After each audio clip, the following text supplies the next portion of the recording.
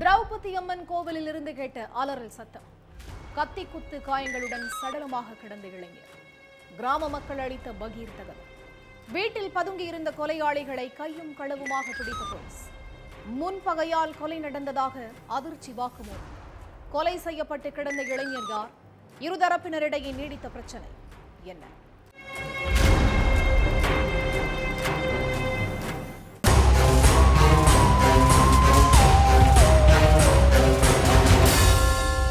சாயங்கால நேரம் கிராம மக்கள் எல்லாரும் வீட்டு வாசல்ல உக்காந்து பேசிக்கிட்டு இருந்தாங்க. அப்போ பக்கத்துல இருக்கக்கூடிய திரௌபதி அம்மன் கோவில்ல இருந்து பயங்கரமான சத்தம் கேட்டிருக்கு. சத்தத்தை கேட்ட ஊர் மக்கள் அந்த கோவிலுக்குள்ள போயிருக்காங்க. அங்க அர்ஜுனன்ற நபர் கத்தி குத்து காயங்களோட உயிரிழந்து கிடந்தாரு. இந்த விஷயத்தை கேள்விப்பட்டு வந்த போலீசார் சடலத்தை போஸ்ட்மார்ட்டத்துக்கு அனுப்பி வச்சுட்டு விசாரணையில இறங்குனாங்க. அப்போ அர்ஜுனன் குடும்பத்துக்கும் மணி குடும்பத்துக்கும் ரொம்ப வருஷமா முன்பகை இருக்கு. மணி தான் இந்த கொலை சம்பவத்தில் ஈடுபட்டிருக்கணும்னு சொல்லி இருக்காங்க கிராம மக்கள். இதனால போலீஸார் நேரா மணியோட வீட்டுக்கு போயிருக்காங்க. போலீஸ் வர்றது தெரிஞ்ச அவனும் அவனுடைய நண்பர்களும் தப்பிச்சு ஓட பார்த்துருக்காங்க. ஆனா அவங்கள சுத்தி வளைச்சு பிடிச்ச போலீஸ் ஸ்டேஷனுக்கு கூட்டிட்டு போய் விசாரிச்சாங்க. அதுல தான் அர்ஜுனன் எதுக்காக கொலை செய்யப்பட்டாருன்னு எல்லா உண்மையும் ஒன்று ஒன்றா வெளியே வந்துச்சு.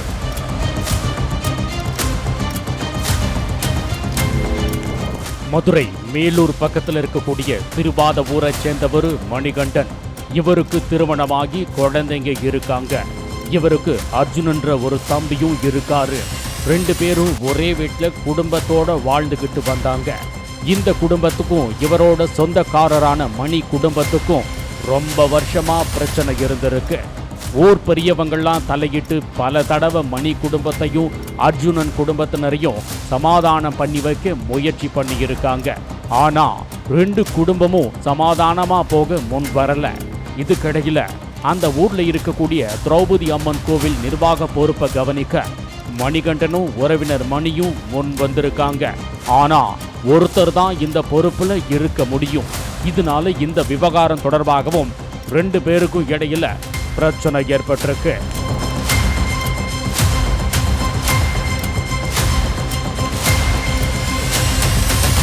கோவில் பொறுப்பை தனக்கு தான் வழங்கணும்னு மணிகண்டன் தரப்பும், அவங்களுக்கு கொடுக்க கூடாது எங்களுக்கு தான் கொடுக்கணும்னு மணி தரப்பும் பிரச்சனை பண்ணி இருக்காங்க. அப்போ நாங்க ஒதுங்கி போனாலும் தேவையில்லாம எங்க விஷயத்துல தலையிட்டு பிரச்சனை பண்ணிட்டே இருக்கீங்க.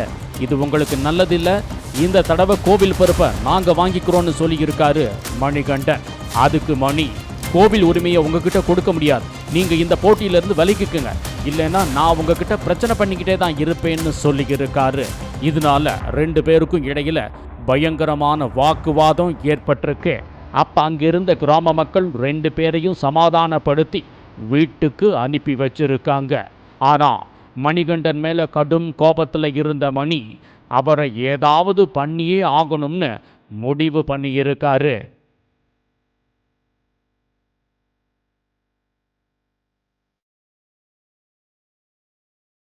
சம்பவத்தன்னைக்கு மணிகண்டன் தன்னோட வீட்டு வாசல்ல நின்னுக்கிட்டு இருந்தார். அப்போ அங்க பைக்ல வந்த மணியும் அவரோட நண்பர்களும் மணிகண்டன் கிட்ட பிரச்சனை பண்ணி இருக்காங்க. மணிகண்டன் அவங்களை அவதூறா பேசினதா சொல்லப்படுது. இதனால ஆத்திரமடைஞ்ச மணியும் அவனோட நண்பர்களும் கட்ட கீழே கிடந்த பீர் பாட்டில்களை எடுத்து அவரை சரமாரியா அடிச்சிருக்காங்க. இதுல படுகாயம் அடைஞ்ச மணிகண்டன் உயிருக்கு போராடிக்கிட்டு இருந்தாரு. இதை பார்த்த கிராம மக்கள் மணிகண்டனை மீட்டு மருத்துவமனைக்கு அனுப்பி வச்சுட்டு தம்பி அர்ஜுனன்கிட்ட நடந்த விஷயங்களை சொல்லியிருக்காங்க. அப்போ மணியும் அவனோட நண்பர்களும் அங்க இருக்கக்கூடிய கோவில்ல நின்றுக்கிட்டு இருந்திருக்காங்க. இதை தெரிஞ்சு நேரா அங்க போன அர்ஜுனன், எதுக்கு எங்க அண்ணன் அடிச்சிங்க, தைரியம் இருந்தா என்கிட்ட மோதுங்கடான்னு சொல்லி வம்புக்கு இழுத்திருக்காரு.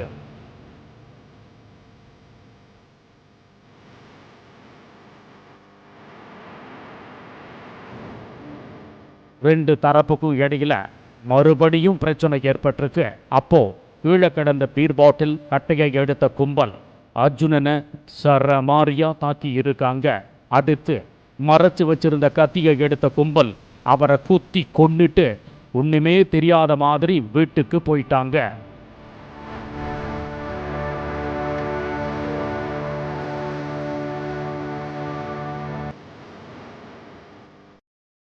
விசாரணையோட முடிவில் எல்லா உண்மையையும் தெரிஞ்சுக்கிட்ட போலீஸ் மணி மற்றும் அவனோட நண்பர்களை பிடிச்சு சிறையில் அடைச்சிட்டாங்க.